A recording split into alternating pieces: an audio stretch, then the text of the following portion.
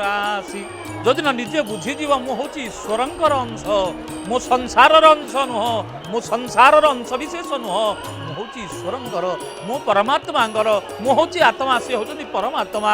ତେଣୁ ମୁଁ ପରମାତ୍ମାଙ୍କ ପାଖକୁ ଯିବି, ପରମାତ୍ମା କେବେ ସମର୍ପିତ ହୋଇଯିବି, ସେଇଦିନ ଭାବି ନେବି ଯେ ମୁଁ ମୋ ଜୀବନର ସମସ୍ତ କଥା, ମୁଁ ମୋ ଜୀବନକୁ ଜାଣିବି ତ ଭଗବାନଙ୍କୁ ମଧ୍ୟ ଜାଣିବି।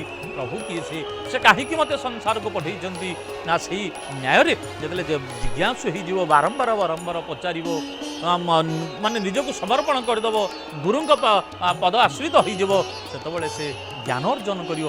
ଭଗବାନଙ୍କ ବିଷୟରେ ଜାଣିବା, ନିଜ ବିଷୟରେ ଜାଣିବା, ଆତ୍ମା ପରମାତ୍ମାର ତତ୍ତ୍ୱ କଥା ବୁଝିବା। ତତ୍ତ୍ୱ ବୁଝିଲେ ତୁଟେ ଭ୍ରାନ୍ତି, ଭବ ସଂସାରୁ ତାରି ତରି ଯାଆନ୍ତି। ତେଣୁ ସଂସାର କଥା ବୁଝି ନ ପାରିଲେ ତା ପରବର୍ତ୍ତୀ ପର୍ଯ୍ୟାୟରେ ଈଶ୍ୱରଙ୍କର କଥା ଆସେ। ଯେ ପର୍ଯ୍ୟନ୍ତ ମଣିଷ ସଂସାରରେ ପଡ଼ିଯାଇଛି, ଆମେ ତ ସାଧାରଣ ମନୁଷ୍ୟ, ସଂସାରରେ ପଡ଼ିକିରି କେବଳ ଛଟପଟ ହେଉଛେ। ତୃଷ୍ଣା ଲାଗିଲେ ପାଣି ଟିକେ ଦେବାକୁ କେହି ନାହିଁ, ଭୋକ ଲାଗୁଛି ଖାଦ୍ୟ ଦେବାକୁ କେହି ନାହିଁ। ଆଉ ଯଦି ଆପଣମାନେ ଭାବୁଥିବେ ଏ ସଂସାରରେ ଯେଉଁ ଭାତ ଡାଲମା ଆମେ ଖାଉଛେ ଇଏ କ'ଣ ଖାଦ୍ୟ, ଇଏ ଖାଦ୍ୟ ଖାଇଲେ ତ ମଣିଷର ଶରୀର ବଞ୍ଚେ, କିନ୍ତୁ ସେତେବେଳେ ଆତ୍ମା ପାଇଁ ଖାଦ୍ୟ ଦରକାର। ଆଉ ଆତ୍ମାର ଖାଦ୍ୟ ହେଉଛି ଭଗବାନଙ୍କର କଥା, ଭଗବାନଙ୍କର ଭଜନ। ଯଦି ଆମେ ଜୀବନରେ ଭଗବାନଙ୍କ ଭଜନ କରିବା ଶିଖିଲେ, ଆମେ ଆରତି ହେଇକରି ଜିଜ୍ଞାସୁ ହେଇ ଭଗବାନଙ୍କ କଥା ଶୁଣିବା ପାଇଁ ଇଚ୍ଛା କରିଲେ, ତାହେଲେ ଏ ଜୀବନରେ କ'ଣ ଲାଭ ହେଇଛି? ତେଣୁ ଗୁରୁମୁଖୀ ହେଇ ତାହେଲେ ଗୁରୁମୁଖର ପରମ୍ପରାକୁ ଆସିବ, ଜ୍ଞାନ ଅର୍ଜନ କରିବ, ଜିଜ୍ଞାସୁ ହେଇ ପଚାରିବ, ହେ ପରମ ବ୍ରହ୍ମ ପରମାତ୍ମା, ହେ ପ୍ରଭୁ ଆପଣଙ୍କ ଦରବାରକୁ ଆସିଲି, ଯଦି ଆପଣ ଚାହିଁବେ ଅନେକ ଜନ୍ମ ନାମନ୍ତେ ଜ୍ଞାନବାନ ମାଂ ପ୍ରପଦ୍ୟତେ ବାସୁଦେବ ସର୍ବମିତି ସମହାତ୍ମା ସୁଦୁର୍ଲଭ। ଅନେକ ଜନ୍ମର ତପସ୍ୟାର ଫଳ, ଅନେକ ଜନ୍ମ ପ୍ରତୀକ୍ଷାର ଫଳ ଜ୍ଞାନ ଟିକେ ମିଳିବା। କ'ଣ ସେ ଜ୍ଞାନ? ସଂସାରରେ କିଏ କହନ୍ତି ଇଏ ଜ୍ଞାନଟା ଅଧିକ ଅଲଗା, ସେ ଜ୍ଞାନଟା ଅଲଗା, କିଏ କହୁଛି ଜୀବ ବିଜ୍ଞାନ କଥା କହୁଛି, କିଏ ସଂସାରର କଥା କହୁଛି, କିନ୍ତୁ ତତ୍ତ୍ୱତଃ ଜ୍ଞାନ କେବଳ ଈଶ୍ୱର।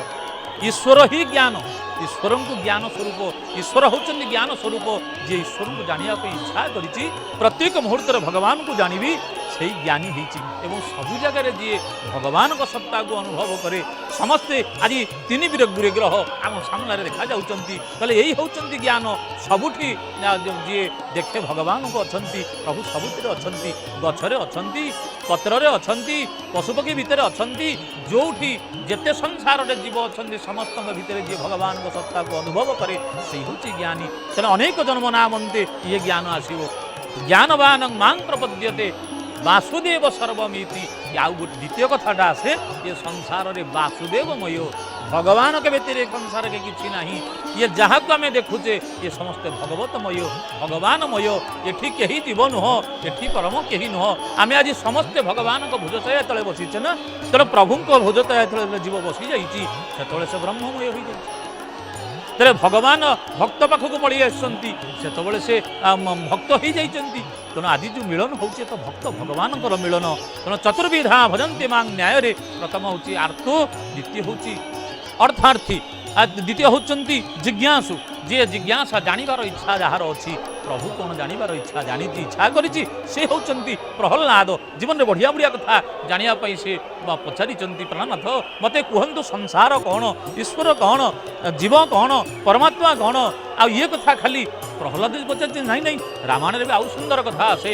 ସାନ ଠାକୁର ଲକ୍ଷ୍ମଣ ଦିନେ ଭଗବାନଙ୍କୁ ପଚାରିଲେ, ପ୍ରଭୁ ଈଶ୍ୱର ଜୀବ ଭେଦ ପ୍ରଭୁ সকল কহু সমঝাই, যাকে হই চরণ রতি শোক মোহ ভ্রম যাই। অরণ্য কাণ্ডরে সুন্দর কথা সান ঠাকুর লক্ষণ পচারিলে, কলে প্রভু জীব কাহাকে কহନ୍ତି? জীবর স্বরূপ କ'ଣ?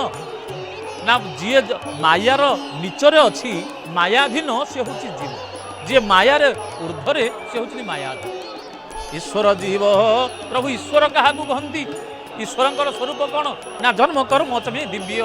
ଯିଏ ଯାହା ଭିତରେ ଦିବ୍ୟତ୍ୱ ଅଛି, ଯାହା ଜୀବନରେ କିଛି ପାଇବାର ଆଶା ନାହିଁ କି ହରାଇବାରେ ଦୁଃଖ ନାହିଁ, ଯାହାର ଜୀବନ ରହସ୍ୟ କହେ ମୁଁ ମୋର କିଛି କରିବାର ନାହିଁ, କିନ୍ତୁ ମୁଁ କର୍ମ କରୁଛି ଲୋକଶିକ୍ଷା ପାଇଁ, ସାରା ସଂସାରକୁ ଯିଏ ଶିଖାଇବା ପାଇଁ ଆସିଛି, ସାରା ସଂସାରକୁ ଯିଏ ବଞ୍ଚାଇବା ପାଇଁ ଆସିଛି, ସାରା ସଂସାରକୁ ଯିଏ ନିର୍ମାଣ କରିଛି, ସାରା ସଂସାରକୁ ଯିଏ ଜନ୍ମ ଦେଇଛି, ଜନ୍ମ ହେବା ପୂର୍ବରୁ ଯିଏ ମାତୃସ୍ଥାନରେ କ୍ଷୀର ଭରି ଦେଇଛି, ताठू आ संसार किए अधिका देलानी ना दब से परम ब्रह्म परमात्मा बारंबार बारंबार दर्शन दौरान हे भक्त मते दर्शन कर तो जिज्ञासु हो जा मते पचारे मु तते कहबी जीवन में आउ जदि संसार क्या पचार से भूल कहीपे से भूल कहीकि पथभ्रष्ट कर दे पारे जदि पचार अच्छी भगवान को पचार हे भगवान हे अनंत कोटि ब्रह्मांडर नाथ हे जगन्नाथ मते कहतु आपणकर रहस्य कौन ना मे और मोर तोरते माया जैव सजीव भगवान सेदिन सुंदर कथा कही कहले अरे परम ब्रह्म परमात्मा